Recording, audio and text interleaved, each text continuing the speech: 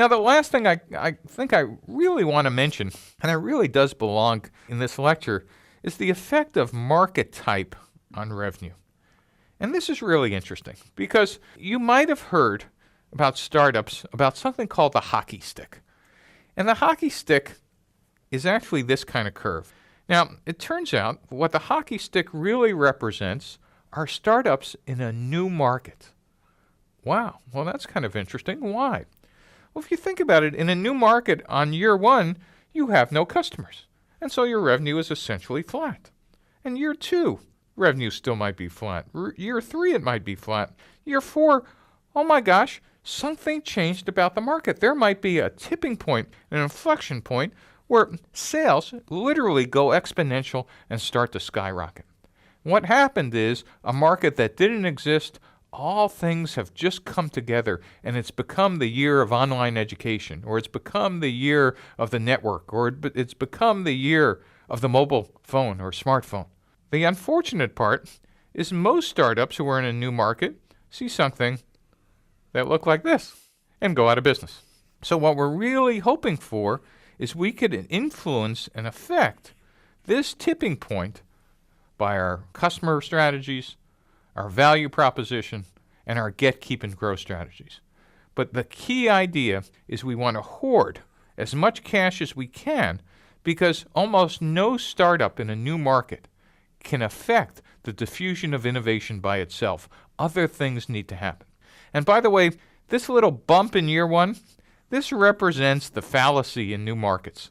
Because in almost every new market, you could find crazy people just like you who'd be happy to buy one for their lab or their home or something, or just such early adopters, they want to have one. And startup founders look at that curve and say, look, it's just going to look like this, and start scaling their sales and marketing and spending, and then it all collapses again because it really was just an early adopter sign, not mainstream adoption. So we want to be careful about what our sales curve looks like. Now, what's really interesting is if we're in an existing market, and remember, in an existing market, what do we know? Well, there are customers and there are competitors. And what we have is, by our definition, a better or higher performance product on axes that the customers have defined. So our job in an existing market is simply year after year, if we execute pristinely, simply to take share away from the incumbents. And so our sales curve in an existing market literally should be one of taking share.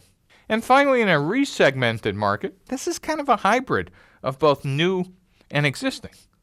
And what's happening in years 1, 2, 3, etc., in the early days is you're actually getting revenue from an existing market.